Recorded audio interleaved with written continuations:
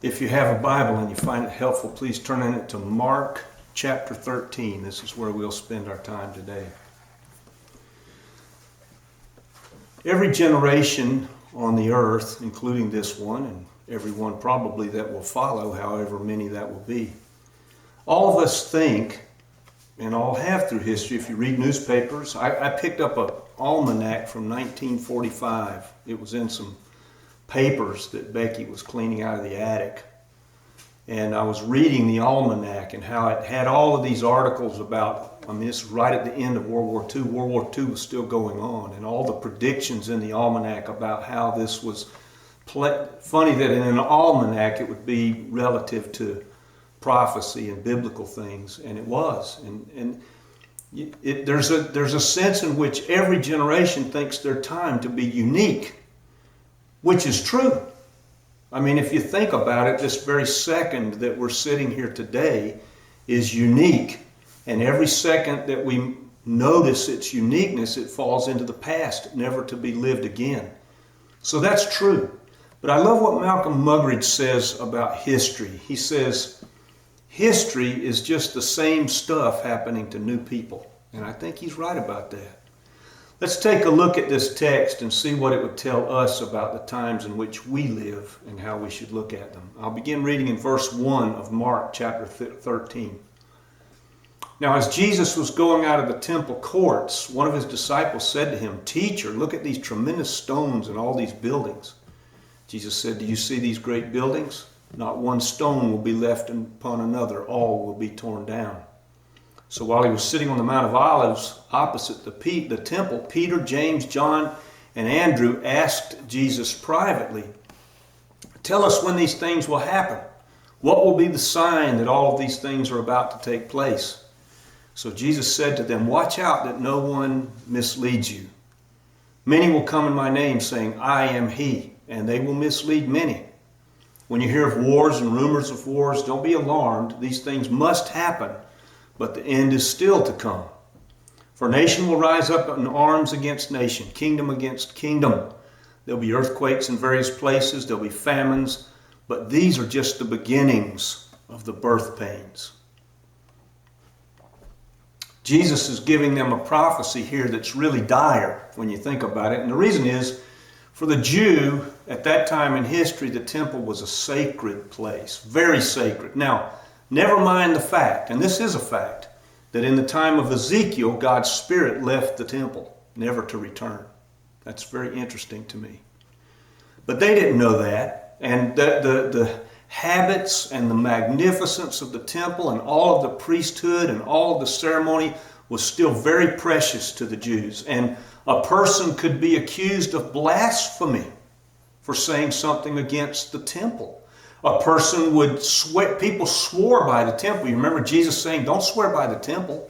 Don't swear by the gold that's in the temple." He was saying that because that was a common practice. People would say, "By the temple I promised to do X," and that somehow gave whatever you promised greater weight. You notice at Jesus' trial as well, Jesus himself was accused of saying, "I'll tear the temple down and in 3 days raise it up." So he was in trouble for saying that about the temple. But of course in 70 AD it was torn down. Everything that Jesus said was going to happen is exactly what happened. Now it was a terrible time. It really started a decade before. But it heated up to trouble and conflict in 66 AD. And there were some things that took place that incited the Jews so much that they went into armed conflict with the Romans in 66 AD. Just little skirmishes here and there. Kill a Roman guard here, kill a politician here, whatever happened, until finally the Romans said that's enough of that. And so they moved troops in. About 68 or 69, they laid siege to Jerusalem and the temple area. And Titus was a very reluctant conqueror. He did not want to tear the temple down. He did not want to kill all the Jews. He didn't want to destroy the city. He didn't want to do any of that. And he begged them to come out and surrender. Told them, if you'll just surrender, you can all go back to your homes and all will be well. We might punish a few who started all this up, but that's not what happened. They built a berm around the city. When the Jews wouldn't surrender, they starved them out. The Romans crucified about 10,000 Jews on the berm that they built around the city so that the people inside could see them being crucified. They could hear the people screaming in pain. Terrible. And then Titus did something that is very unusual in ancient warfare. In ancient days, in the ancient world, a temple of any kind was a sacred place. And if you and I, let's say you and I as civilians, all fled into a temple for refuge with a conquering army coming, they would leave us alone. They would not go into the temple and kill everybody, pursue them into the temples, because there was a sense in which this was a sacred place. Titus didn't do that. Titus went into the temple and not only destroyed it, but killed many people inside the temple. It reminds me a lot of 2 points of warfare that you and I would be familiar with. One of them is the Civil War. Part of the reason that Sherman did what he did and that Grant did what he did is to remove the will to fight amongst the southern states. And you notice in Berlin, I don't know if you've ever looked at some of the images of Berlin after World War II, the flyover images, where you've just got husks of buildings standing. In 1942, the British were in a tremendous quandary as to what to do. We're bombing every factory they've got for munitions manufacture, but they just keep building new ones. And they put them underground where we can't get them. The British, because they are a Christian nation, like us at that time in history, did not want to bomb the civilians, just out of deference to the civilians. Finally, in 1943, they said, that's it. If we don't bomb the civilian, even though the Germans were lobbing V1s and V2s over into London, never mind that, we're different, we're better. Until finally they realized unless they bombed the civilian population and removed Germany's will to fight, they would never end that war. And that's what they did. So Titus did the same thing. He destroyed the temple, destroyed the whole religious foundation of Judaism. Did you know that moment in history in Judaism became the synagogue? It became the era of the synagogue after that because there was no temple. All the sacrifices, all the ceremonies, they all ceased. Now this picture for the Jew was just incredible. That's why the disciples are saying, look at these big stones. You know some of the stones that they're pointing at? Some of them were 40 feet long, 12 feet thick, and 18 feet tall. One rock. Can you imagine quarrying something like that? You don't have the big diamond tip chainsaws that cut the blocks out in one big piece. You're out there by hand, driving things in and putting fire down in the holes to heat the rock, to cause it to crack, one rock at a time. And then when you get it out, then you got to send a bunch of people to sit there with little chisels and hammers and clean it up and make it a big square block. I mean, can you imagine? So when they looked at the temple, they just thought nothing will ever happen to this. And it's God's house. That's the key feature here. For them, it was God's house. Well, we still hold on to that perspective right here till today. I mean, I can't tell you, and you have too, how many church services you've gone into where whoever gets up front says, well, thank the Lord, isn't it good to be in God's house today? I'll tell you, that is, to me, I'll just say it for what it is. First of all, it's not biblical, period. Paul says, God does not dwell in temples made with hands. That settles the issue. This is not God's house. You and I are God's house. And what that phrase does, it has several effects. One of them is it frees us up, right? We live a certain way in God's house, and then we can live differently once we step out of God's house because we're no longer in God's house. It's kind of like if you go to the governor's house. You're going to wear nicer clothes. You're going to be on better behavior, perhaps, than you might be if you're in your housekeeper's house or whatever. Well, that's one thing it does. There's something else it does too. I know for some of the people that Ed and I visit, here's a common phrase that I hear. Once I get my life together, you might see me down there at your church. Why is that? I've got to get cleaned up to come to God's house. I've got to be somebody different to come to God's house. So it's a dangerous thing, and I think it's very significant, biblically speaking. When God pulled out of the temple, I don't understand how that history would have played out had God's presence stayed in the temple perpetually? I don't know. You have to take that up with God. Given the fact of Jesus and the veil of the temple being torn when he was crucified from top to bottom, telling us now that the Holy of Holies was open to everybody, I don't know how that would have worked out. But anyway, something had changed dramatically. And what Paul says is exactly true. God does not dwell in a temple made by hands anywhere. Now this prophecy, as Jesus gives it to the disciples, they're looking at him. I'm sure it's a head scratcher for them. It's a head scratcher for me in some ways. I mean, I've got the glorified hindsight. I know that all that happened. They don't have a clue that any of that's going to happen. And what's the question that they ask? It's the same question we're still asking in some measure today. When's it going to happen? When's all this going to take place? We're fixated on that knowledge to some degree. Lots of people are. We talked about it a week ago or 2 weeks ago. I don't remember now, but you have to wonder, why is it we're fixated on that knowledge? Now, I can understand if you're into the stock market, why it would be very important to know something of the future. But for just us who are believers, why are we at all concerned about the way in which history ties into what the Bible says is going to happen? I think one of the biggest reasons is it sells books. I mean, lots of books get bought on the basis of that sort of predictive idea that we can look at the world events and say, well, this book will tell you what all this means, so you need to buy this book. Those books are advertised still on the internet today, lots of them. They're coming out all the time. Another is it's good for evangelism. It is. There are people who get converted on the basis of prophecy. There are evangelists who preach on the basis of prophecy, and it's effective. I'll never forget when I was working in Maryland on the bridge project. There was a guy there. I remember I've told you this before, but we had 5 Bobs, and so everybody had to have a different name because you would say Bob, and 4 or 5 people might look back and say, yeah, what do you want? So we had Bob, and then we had Bob, then we had Rob, Bob, Rob, and Big Bob. And so all these Bobs that you could differentiate, I was working with Bob. And so he was a 6'4", lean. I mean, he wasn't a big guy this way. He was 6'4", about 240. He looked like an NFL wide receiver. Huge guy. He was an ex-Marine, had been in Vietnam. He was dangerous because he had been trained in martial arts. And so here you got this huge guy who's trained in martial arts, and now he's a construction worker. And he was very typical in his demeanor as a construction worker. He was loud. Every afternoon after work, there was a bar. We were working right next door to a marina. And there was a bar in the marina, and 50-60% of the whole crowd, they must have made a fortune for the 3 years we were there. Because 50 or 60% of that whole crowd went to that bar every day after work. Man, can you imagine the income that they generated there?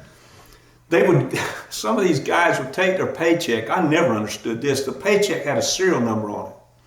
And somehow they associated the paycheck with poker cards. I don't understand it. I never played it because I couldn't afford to play poker with my paycheck. They would play each other's serial numbers one against the other and sign their whole paycheck over to somebody else. Well, he was one of those. I remember him bragging about how he'd got so-and-so's paycheck. Yeah, the crane operator had to give me his whole paycheck last week. He ran around on his wife. Everything you think of when you think about a construction worker, this guy was. I'll never forget it. They had sent myself and Bob off to a place to work by ourselves.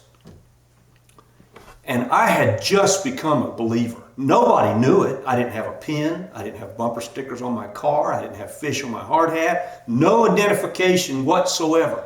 But somehow, I guess because I'd quit cussing, that was the first thing I worked at when I became a believer. They noticed. I remember one of them coming up to me. His name was Pat. He said, "You're one of those born-againers, aren't you?" I said, "Yeah, I've become one." Anyway, Bob got me off by myself. And he said, "Rip, I got a question for you." I said, "What is it?" Like I would know. He says, "Do you really think all that stuff in the book of the Revelation is going to happen?" He was serious. Here's a person that doesn't believe any of it. But he knew enough to know that this doesn't sound good. And I don't want to be on the wrong side of it. So this prophecy thing isn't all bad when it comes to thinking about what might come, because some people, it causes them to think about their own life seriously enough that they become believers. And one of the guys on that project did become a believer. He became a believer for a different reason. Well, there are other reasons why we think this knowledge is so important to us. One of them is we love mysteries. People love mysteries. If you go on YouTube and you pull up conspiracy theories in the search box, you will be filled with a list of things about everything you can imagine that is mysterious, having to do with signs and the Illuminati and the, what's it called, the Rothschilds and the Rockefellers and all these things where people are secretly doing things. And I'm not saying they're not. I'm just saying we love that stuff. People love something mysterious. We love a ghost story. Well, prophecy is like that. It's mysterious. We don't know. I mean, do you think this could really happen? That somebody could really predict these things? Well, I can tell you from this text, if you read the rest of the chapter, all that interest kind of evaporates, because what Jesus talks about from then on out doesn't sound something like anything I'd be interested to see happen at all. It looks scary to me. But of course, that way we can kind of incorporate things like this into our plans, can't we? But for me, one of the blessings of following Jesus is I don't know. That's a blessing to me. If I knew what was coming tomorrow, for sure, if I had any certainty about it, I probably wouldn't get out of bed. I'd be so concerned about it. If I knew. I mean, I think about my friend Spike, the missionary who just died, and I think, if he had known when he went on that hike that a few weeks later he was going to die, that would have changed everything about his life. I don't think God wants that for us. I mean, think about this. Remember I told you a couple of weeks back that when in the Roman times, when Jesus was on the earth, they didn't put people in prison to punish them. They put them in prison to hold them until they were punished. That's how it worked. But can you imagine being locked up in that prison waiting for a flogging? Think about somebody on death row today. They know they're going to die unless something happens with all the appeals and everything else. Ted Bundy knew that he was going to be executed for what he did. Think about that thinking that would go on in your mind and mine if we had that awareness that today I know that this day is it. That would change everything about how we lived. It would change us. Have you ever heard people say this? I won't say where or when. I've probably said it myself. Oh, you know, if I hit the lottery, it wouldn't change a thing. I would just keep the same car and I'd live in the same house and wear the same clothes and just do the same stuff. Come on, man. I mean, if you had $10,000 a week coming in every week, sure it would change all kinds of things. Well, if we had the knowledge of the future, like Jesus is talking about here, it would change a lot of things too. What Jesus wants from us, and this is why we don't know, and this is why I'm thankful we don't know. The best thing is to know that these things will come, but to just be about the life that He's given us to live right here and right now, and to live it for Him as best we can. Simply put our hands on the plow and just keep plowing the dirt we've been given to plow. Because the fixation on the future can steer us into thinking about God in ways that aren't God. We can think about God as all love and no justice, or all justice and no love, if we start thinking about the future like that. Or we think about Him as all law and no grace, or all grace and no obedience. People want a comprehensive understanding of who God is and what He's about. And I'm just going to say it for what it is. That's impossible. Never going to happen. And the other reason, of course, for the prophetic fixation is comfort. I mean, think about it. If we make decisions based on prophetic utterances, like the people that sold, the Jehovah's Witnesses who sold everything and went on a hillside in California the day before Armageddon was supposed to start and waited for it. People don't want to be made to look a fool, right? Stop and consider for just a minute how it looks to people who don't believe that you and I are waiting for Jesus to come back. It looks like we're fools, right? Boy, wouldn't it feel good if you got a message from God that said on November the 23rd at 7 o'clock in the morning, Jesus is coming back, and you could predict that, and you could tell all those people that are making fun of you and me because we think about Jesus coming back that you wait, you'll see. I mean, it changes everything about how we relate to people. Well, here's the bottom line for us. If we never share Jesus with anybody, we will never look like a fool. Never. If we never stand up for the good on some kind of social issue, we'll never be rejected by people. If we never leave a movie or a performance or we're at some place with a lot of people, we'll never be called a prude. If we never practice consistency in honesty in our business life, we will have more money. That's true. Never reach out to the needy, and you and I will never be taken advantage of, ever. Never love somebody, and your heart will never be broken. That's what Mussolini said. Make your heart a desert, and then your heart is never broken.